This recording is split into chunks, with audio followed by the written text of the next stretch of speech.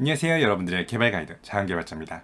오늘은 어떻게 해야지 가장 빠르게 앱 개발자가 될 수 있는지에 대해서 이야기해 보려고 합니다. 저는 앱 개발을 10년 정도 했었는데요. 몇 가지만 집중해서 공부를 하면은 좀 더 빠르게 앱 개발자가 될 수 있지 않을까라는 생각을 해서 그것을 정리해서 영상을 만들어 보려고 합니다. 앱 개발자가 되기 위한 로드맵과 같이 앱 개발자가 사용하는 모든 기술을 나열해 놓고 이런 것들을 꼭 배워야지만 앱 개발자가 될 수 있습니다 라고 이야기하는 영상은 아닙니다. 개발자가 되기 위한 로드맵을 가끔씩 보다 보면은 저렇게 많은 기술이 다 필요하진 않는데 특정 기술 중에서도 일부만 쓰는 경우가 많아가지고 이런 느낌이 아닌데 개발자 로드맵을 보기만 해도 정말 그 많은 기술들에 주눅 들어버리거든요. 우선은 잘못된 케이스 두 가지 먼저 이야기를 해보도록 할게요.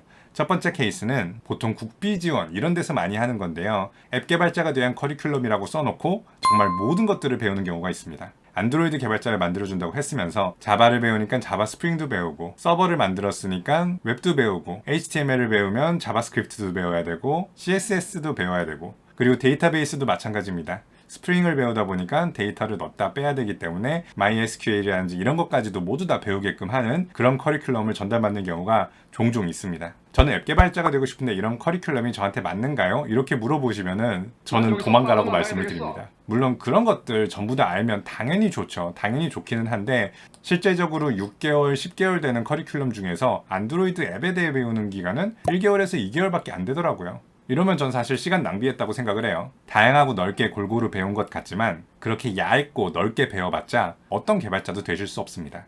앱 개발자가 되고 싶다고 하셨을 때 이렇게 공부하시면 안 돼요. 그리고 두 번째 케이스는 비전공자분들에게 많이 일어나는 케이스인데요. 아무래도 개발을 배우겠다라고 자세를 잡다 보니까 전공자보다 내가 모자란 것처럼 보여지고 전공자가 학교에서 배우는 것들을 다 배우려고 하시는 분들이 있습니다. 개발의 기본이라고 하는 컴퓨터의 구조, OS, 데이터베이스, 컴파일러 이런 것들을 공부하겠다고 하시는 분들이 있어요.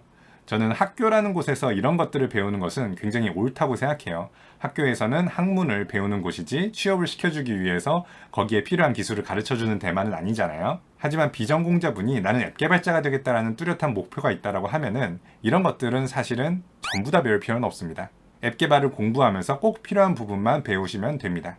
개발을 배울 때 컴퓨터에 대해 더 잘 알아야 된다고 CPU가 어떻게 동작하는지부터 배우지는 않잖아요. 물론 CPU가 어떻게 동작하는지, 컴파일러가 어셈블리어로 어떻게 변환을 시키고 처리가 되는지 알면 당연히 좋긴 합니다. 하지만 당장 앱 개발자가 되고 싶은데 그런 것들은 배울 필요가 없습니다. 저는 안드로이드 개발자였으니까 안드로이드에 대해 배울 때 꼭 필요한 부분들이라고 생각을 한다면 우선 코딩을 해야 되기 때문에 언어에 대해 잘 알아야 되겠고요. 그리고 데이터 관리를 해야 되기 때문에 데이터베이스. 요즘은 전부 다 네트워크를 사용하기 때문에 네트워크에 대해 알아야 되고 마지막으로는 안드로이드에서 많이 쓰는 아키텍처, 코딩 패턴들에 대해서 공부하면 좋을 것 같습니다. 우선 첫 번째로 언어는 안드로이드 경우에는 자바나 코틀린을 요즘 쓰죠.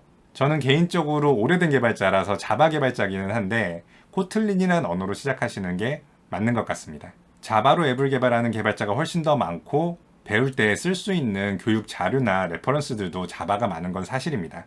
하지만 요즘 취업 공고들을 보면은 모두 다 코틀린을 쓰는 안드로이드 개발자를 찾고 있고 현재 앱들도 코틀린으로 완벽하게 작성되었다는 곳들도 찾기 매우 쉬워졌습니다. 그러니까 한 1년 정도 뒤에 안드로이드 개발자가 된다라고 하면은 코틀린을 배우는 게 당연히 맞을 것 같습니다. 코틀린이랑 자바가 그렇게 다른 언어는 아니에요. 저는 코틀린을 배운 적도 없지만 자바로 앱 개발을 하다가 필요한 코드가 코틀린으로 있으면은 번역을 해서 쓰기도 하고 그렇게 어렵지 않습니다. 코틀린이 그렇게 좋다 하는데 저는 아직 전환을 못하고 있어요.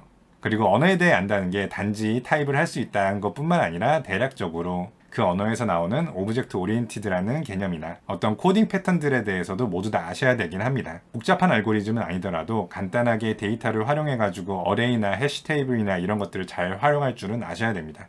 이런 게 코딩 인터뷰를 보듯이 정말 복잡하게 아셔야 된다는 건 아니에요. 코딩 테스트에서 보여지는 어려운 문제들 일상생활에서는 거의 쓰지 않습니다. 그리고 그 다음으로는 데이터베이스.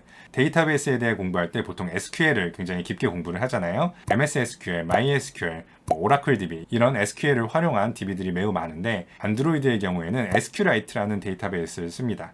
이거는 SQL을 쓰기는 쓰지만 매우 간단한 SQL 명령어만 작동을 하게 됩니다. 그래서 복잡하게 꼬아가지고 테이블을 조인을 한다든지 여러 쿼리들을 동시에 돌린다든지 이런 것들이 자연스럽게 되지 않아요. 그러니까 SQL 명령어 중에서도 가장 베이직하고 쉬운 명령어들만 배우셔도 충분히 안드로이드의 DB를 쓸 수 있다고 생각하시면 됩니다. 그리고 요즘에는 SQLite 같은 경우에는 룸이라고 하는 데이터베이스를 쉽게 쓸 수 있는 라이브러리를 쓰는 게 일반화되어 가지고 랩핑을 해서 쓰게 되지 직접적으로 SQLite를 조작하는 경우도 줄어들고 있습니다. 그리고 그 다음으로는 네트워크를 안 쓸 리가 없죠. 그런데 요즘 가장 많이 쓰는 거는 REST API를 씁니다.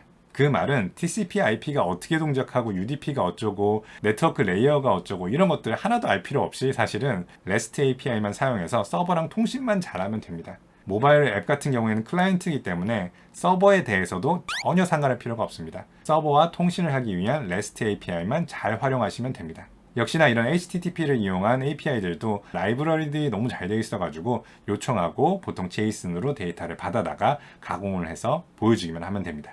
그리고 마지막으로 안드로이드에서 많이 쓰는 아키텍처, 개발 패턴, 데이터 바인딩, MVVM, 프래그먼트나 서비스, 브로드캐스트 이렇게 안드로이드에서 많이 쓰는 패턴들은 숙지하시고 연습하시고 공부하시면은 면접을 보거나 실무에서도 매우 좋은 점수를 얻고 취업을 하시고 바로 안드로이드 앱 개발자가 되실 수 있을 겁니다. 그래도 정부 지원이 아니라 요즘 많이 생겼던 개발자 부트캠프나 학원들 그리고 온라인 강의에서는 생각보다 이런 커리큘럼은 잘 유지되고 있는 것처럼 보이더라고요. 하지만 거기서 멈추지 마시고 제가 말씀드렸던 4가지를 열심히 하시면은 좋은 앱 개발자가 되시고 취업도 성공하실 수 있지 않을까 생각을 합니다. 그러고 보니까 취업에 대해서는 깜빡했네요. 취업을 할 때에는 알고리즘 코딩 인터뷰를 본다든지 컴퓨터 이론이나 복잡한 SQL에 대해서도 물어볼 수가 있어요. 그런 것들을 생각하면은 취업을 위해서라도 준비를 해놓는 게 좋다고는 생각도 하기도 하지만 저는 안드로이드 프론트엔드 개발자로 들어갔는데 쓸데없는 질문을 하는 곳에는 취업을 안 할 것 같아요. 회사마다 면접이나 채용 방식이 너무나 다르니까요. 내가 공부하고 준비했던 방식을 잘 받아들일 수 있는 회사를 찾아서 지원하시면 정말 좋을 것 같습니다. 자, 지금까지 어떻게 해야지 가장 빠르게 앱 개발자가 될 수 있을까 생각을 한번 해봤고요. 안드로이드에 대해 말씀을 드렸는데 iOS도 크게 다르지 않을 거예요. 내가 목표로 하는 만큼, 필요로 하는 만큼 공부하셔서 포트폴리오 잘 만드시고 꼭 좋은 회사에 취직하셨으면 좋겠습니다. 멋진 앱 개발자로 만나길 바라면서 여기까지 작은 개발자였습니다. 감사합니다.